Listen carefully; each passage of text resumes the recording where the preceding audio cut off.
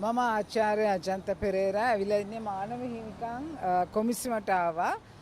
ඇත්තටම පැමිණිලි දෙකක් කරලා තිනවා මේ වෙලාව වෙනකොට. එකක් තමයි අපි දන්නවා දිත්වා සුලිකුණාටුව සම්බන්ධව. දෙවෙනි එක අධ්‍යාපන ප්‍රතිසංස්කරණයේදී 6 වසරේ මොඩියුලේ සම්බන්ධව.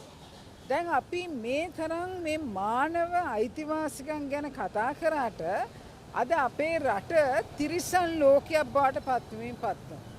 මොකද ඒකට හේතුව මේ මානව හිමිකම කියන එක ගැනවත් කිසිම හැඟීමක් නැහැ. දැන් අපි මේ පැමිණිලි කරන්නේ අපිට කිසියක් ගන්න නෙමෙයි. මට ඇත්තටම පෞද්ගලික මේකෙන් ලැබෙන කිසිම ප්‍රතිලාභයක් නැහැ. නමුත් මේක වැරදි දෙයක් නිසායි අපි ඉන්නේ. එතකොට මෙතෙන්දී මානව අයිතිවාසිකම් සොයන්නට මානවයෝ මේ රටේ ඉන්නවද කියන එක ලොකු ප්‍රශ්නයක් වෙලා තියෙනවා.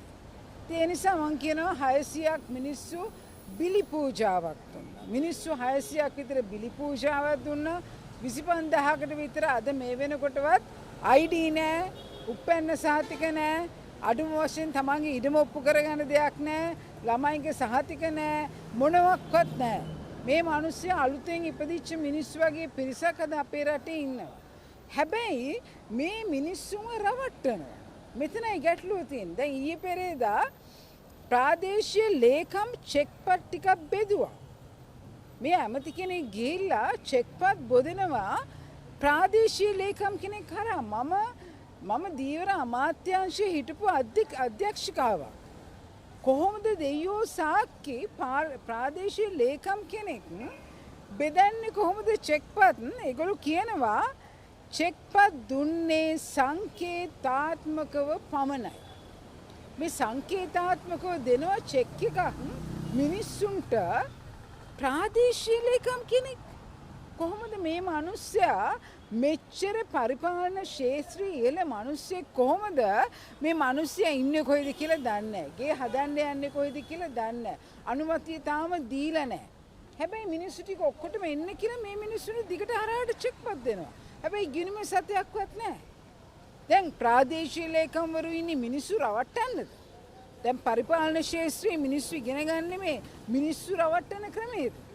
දැන් මේක ඉතාමත්ම පහත් කැඳවීමක්. ඒ නිසා මම කියනවා කවුද මේ චෙක්පත් ලියන්න අනුමැතිය දුන්නේ?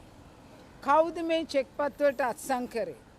මේක මේ රටේ දිගින් දිගටම කරගෙන ගියොත් ඊට පස්සේ ප්‍රාදේශීය ලේකම්වරු ලියන චෙක්පත් කවුරුත් විශ්වාස කරන්න අවශ්‍ය කමක් නැහැ. ඒ නිසා වහාම CID එකට කැඳවලා ප්‍රශ්න කරන්න ඕනේ. මේ දිත්වා සුලිකුණාටුවේ අඩු වශයෙන් කාලගුණයේ පිළිබඳ වාර්තාවත් අපිට එවන්නේ නැතුව මානව හිමිකම් එකට දැන් ඒගොල්ලෝ චෙක්පත් බෙදනවා.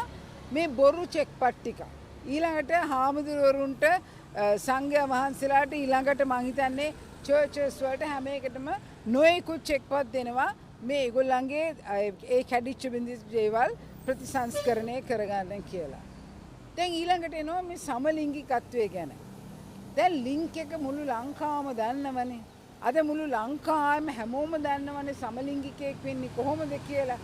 එතකොට ලක්ෂ ගණන් දරුවෝ විනාශ කළා හමාරනේ. අද අපේ රටේ හැම දරුවම දන්නවා මේ ප්‍රශ්නේ ගැන.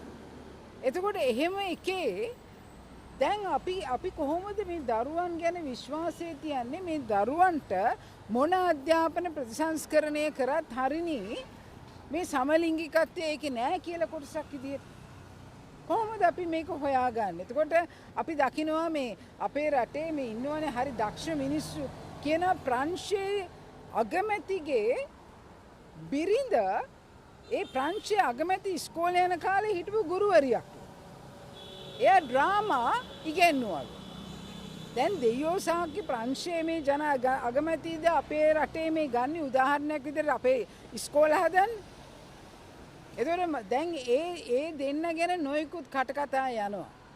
තාම නඩු යනවා ඒ රටවල. ඒතර අපේ රටේ මිනිස්සු කියනවා ප්‍රංශයේ අගමැතිට පුළුවන් නම් එහෙම වෙන්න ඇයි අපිට බැරි කියලා. ඊළඟට අපිට විශේෂයෙන් අහන්න තියෙන දේ තමයි පාසල්වල ගුරුවරුන් සහ දරුවන් අතර සම්පූර්ණයෙන්ම කැඩීමක් සිදු වුණා පහුගිය දිනවල මේ අර තරුණ පිරිමි ළමයාගේ සිද්ධියත් එක්ක. මේක ඉතාමත්ම අශෝභන කැත ජරා ඉතාමත්ම පිළිකුල් සහගත දෙයක් කියලා මම ප්‍රකාශ කරනවා. මොකද ඒකට හේතුව අපේ රටේ පාසල කියන්නේ ඉතාමත්ම පූජනීය තැනක්. දරුවන්ට උගන්වන, දරුවන් උස්මහත් කරන, ගුරුවරුන්ට වඳින, ගුරුවරුන්ට ගරු කරන තැනක් තමා. නමුත් අද අපේ රටේ පාරවල අම්මලා ගිහිල්ලා කෑ ගහනවා සමලිංගිකත්වයේ උගන්වන්නලු ප්‍රංශයේ අගමැති එහෙමනම් අපේ දරුවෝ මෙහෙම වුණාම මොකද වෙන්නේ? මේකද අපේ මිනුම් දණ්ඩ. මේක මහා පරිමාණයේ ප්‍රශ්නයක්.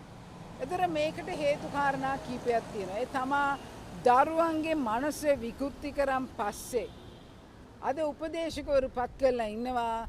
ඒ උපදේශකවරු කියනවා මේ දරුවා මානසික රෝගයකින් පෙළෙනවා කියලා අංගොඩ රෝහලට අරිනවා.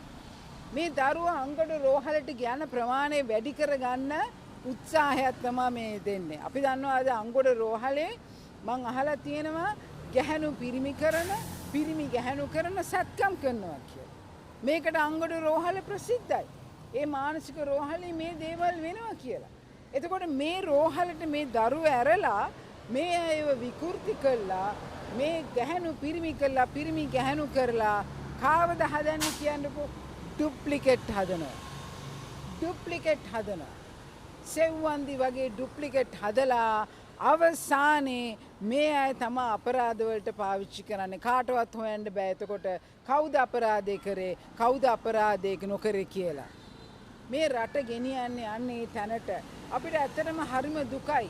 මොකද පාසල් පද්ධතිය අපේ පුංචි අහිංසක මල් කැකුළු වගේ දරුවෝ මගේ සීයා ඉස්කෝලයක් හදලා විජයഘോഷ විද්‍යාලය කියලා මේ රට දායාද කරා. දැන් මට දුක තියෙන්නේ අපේ පාසල් වලට එන දරුවන්ටත් මේ වින්නය වෙලා දරුවෝ ජීවිත නැති වෙලා දරුවෝ සියදීනාස් හානි කරගන්න පටන් ගත්තාම දෙමව්පියෝ සියදීනාසා ගන්න පටන් ගත්තාම කාටද මේකෙන් වාසියක් එන්නේ කියලා. ඒ නිසා මම විශේෂයෙන්ම කියන්න ඕන එක දෙයක් තියෙනවා. මේ රටේ ප්‍රශ්න තියෙන්නේ විපක්ෂයක් නැහැ. අපිට අද විපක්ෂයක් නැහැ. අපිට අද කොන්දක් තියෙන විපක්ෂයක් නැහැ. අපි දන්නවා පාර්ලිමේන්තුවේ එක්කෙනෙක් දෙන්නෙක් ඉන්නවා කෑ ගහනවා, කෑ ගහපු ගමන් හිරේ දානවා. කෑ ගහපු ගමන් අධිචෝදනා පත්‍රයක් දෙනවා. එතකොට මට තියෙන ප්‍රශ්නේ තමයි අද මම ඉතා ආදරෙන් කියන කාරණයක් තියෙනවා. ඒ කාරණේ තමයි රනිල් වික්‍රමසිංහ මහත්මයාටයි සජිත් ප්‍රේමදාස මහත්මයාටයි අද මම කියනවා ඕගොල්ලෝ එකතු වුණේ නැත්තම් මේ රට විශාල විනාශයක් වෙන්නේ. මේ රට විනාශ කරන්න අවසානයේ ඕගොත් සම්බන්ධ වෙනවා මේ විනාශ නැවැත්තුවේ නැත්තම්. මොකද සජිත් ප්‍රේමදාස මහත්මයා රනිල් වික්‍රමසිංහ මහත්මයායි වෙන් වෙලා ඉන්න තාක්කල් විපක්ෂයක් අද මේ රටේ හරියාකාර විපක්ෂයක් නැහැ. ඒ නිසා දේශපාලනික ප්‍රබල විපක්ෂයක් මේ රටේ ගොඩනැගෙන්න අත්‍යවශ්‍යයි. ඒ වගේම මම විශේෂයෙන් කියන්න ඕනේ ලාල්කාන්ත මහත්මයා ගැන. ලාල්කාන්ත මහත්මයා දැන් පුළුවන් තරම් මඩේ එරුණනේ. පහුගිය කාලේ කිව්වා සිවුරු ප්‍රශ්න ගැනයි, ඊළඟට කිව්වා ලෝගු දාගත්ත අය ගැනයි. ලාල්කාන්ත මහත්මයා හොඳටම කිව්වා මේ ලෝගු දාගත්ත අයට ගහන්න ඕනේ, මේ සිවුරු දාගත්ත අයට ගහන්න ඕනේ කියලා. ලාල්කාන්ත මහත්මයා ෂොට් එකක් දාගත්ත වෙලාවට ෂොට්ස් දෙන හැටි ගැන කතා කරනවා.